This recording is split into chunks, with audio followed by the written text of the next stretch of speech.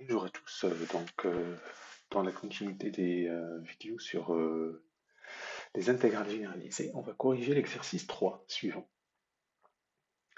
La première, il s'agit de calculer l'intégrale de 1 plus l'infini de 1 sur racine de t fois 1 plus t en passant par un changement de variable. Alors, puisque, voilà, toujours d'abord on justifie euh, l'existence, puis on peut calculer après cette intégrale. Alors, pour la première, on pose,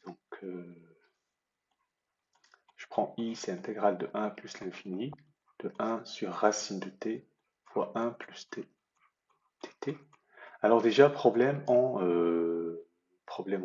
quel point? En un non, en plus l'infini par défaut, on va dire.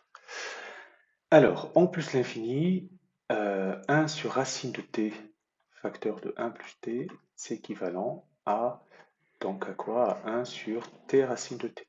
Parce que 1 plus t, c'est équivalent à t. Et ça, c'est quoi? C'est 1 sur t à la puissance 3 demi.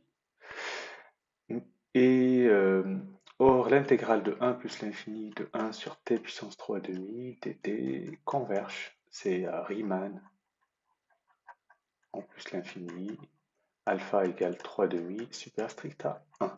Mon intégrale I convergente. I est convergente. Alors maintenant, on veut calculer cette intégrale. On nous a dit de considérer le changement de variable x égale racine de t. Alors, on pose. Alors, le changement de variable, donc x égale racine de t, équivalent à x carré égale t. Et quand on fait le changement de variable aussi, donc si t égale 1, x égale racine de 1, c'est 1. Et en plus l'infini, si t tend vers plus l'infini, bah écoutez, x qui égale racine de t tend vers plus l'infini aussi. Alors il nous reste juste le dt. dt c'est 2x dx. Voilà. Donc c'est parti, on va remplacer tout ça. Donc intégrale de 1 plus l'infini, j'écris 1 sur racine de t, facteur de 1 plus t dt. Alors c'est pareil que l'intégrale de 1 plus l'infini. Alors racine de t, on avait dit c'est x, 1 plus x au carré, et dt c'est 2x dx. Alors c'est très bien parce que le 2 c'est une constante, on peut la mettre devant. X se simplifie avec x, vous voyez bien, voilà. Et puis 1 sur 1 plus x carré dx. Et bien ça, c'est 2, on connaît une primitive de 1 sur 1 plus x carré, c'est arctangente de x. Alors, là encore, c'est ce qu'on dit toujours et on risque d'oublier. Finalement, alors c'est 2 fois la limite quand a tend vers plus l'infini, l'intégrale de 1 à 1 sur 1 plus x carré dx. Parce que vous allez devoir remplacer par l'infini, ce qui n'est pas possible. Donc là, pour être rigoureux, arctangente x de 1 à, et je fais mon travail, crochet, la limite quand a tend vers plus l'infini de arctangente a, moins arctangente a. Vous voyez. Alors, en plus l'infini, l'arctangente, ça tend vers pi sur 2, moins arctangente 1. Voilà cette intégrale qui a été demandée. Alors, maintenant, on va regarder la deuxième, c'était exponentielle moins 3t. On nous demande de faire une intégration par partie. Alors, deuxième question. Alors, i, c'est l'intégrale de 0 à plus l'infini de t exponentielle moins 3t dt. Alors déjà, je regarde juste de nouveau la question. Calculer. Donc déjà, euh, alors il faut savoir que si vous calculez, vous réussissez à avoir le calcul d'intégrale et que c'est un nombre fini, ça veut dire qu'elle est convergente. Mais autrement, on peut regarder pour justifier pourquoi c'est intégral.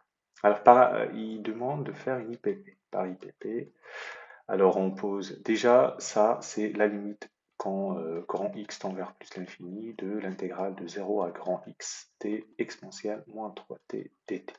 D'accord? Et on va s'intéresser à cette intégrale, puis après on regardera la limite quand grand X tend vers plus l'infini. Alors, l'intégrale de 0 à grand X, t exponentielle moins t dt égale. Alors, je vais essayer de faire l'IPP, je vais poser, alors je pose U', c'est E moins 3t, et V, c'est t, c'est toujours pour faire disparaître le t qui est là.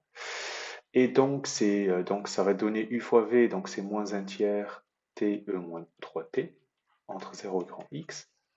Et puis, vous savez que V' c'est 1, et donc c'est moins un tiers fois moins, ça fait plus un tiers exponentielle de 0 à grand X moins 3t dt. Bon, ça c'est, on va dire, c'est moins x sur 3 exponentielle moins 3x plus un tiers, on connaît primitive de ça, moins un tiers entre 0 et grand X. Donc ça fait moins x sur 3 exponentielle de moins 3x, et puis moins 1 sur 9 exponentielle moins 3 grand X, plus 1 sur 9, parce que exponentielle 0, voilà.